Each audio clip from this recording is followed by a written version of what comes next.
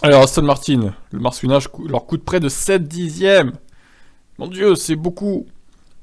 Nous perdons plus d'une demi-seconde, plus probablement 3/4 de seconde.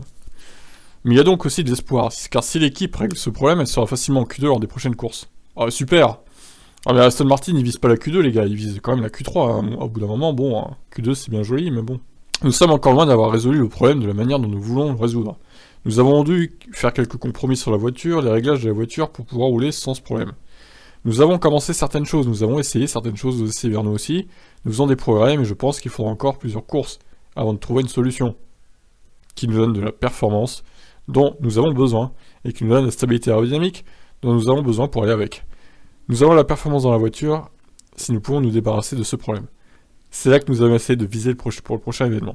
Il va falloir quelques courses avant que nous soyons vraiment au top et que nous obtenions quelque chose de vraiment performant.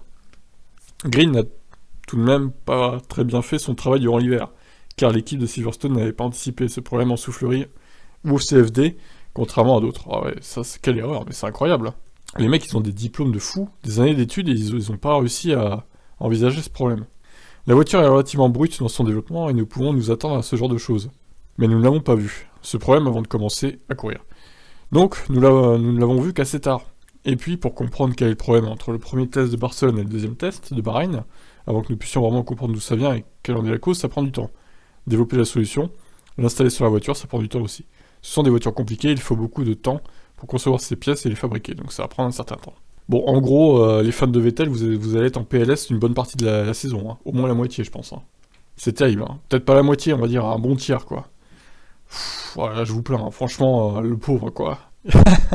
Franchement, ça va vraiment pas le motiver à rester en F1. Hein. C'est terrible, mais là, il arrivera même pas à se qualifier en Q2, ça se trouve. Peut-être que de temps en temps, il y arrivera, mais...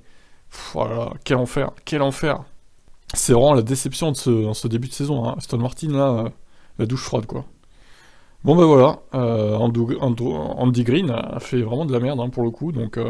Est-ce que Lawrence Stroll va pas le virer en représailles? À voir. Je vous laisse réagir, ciao.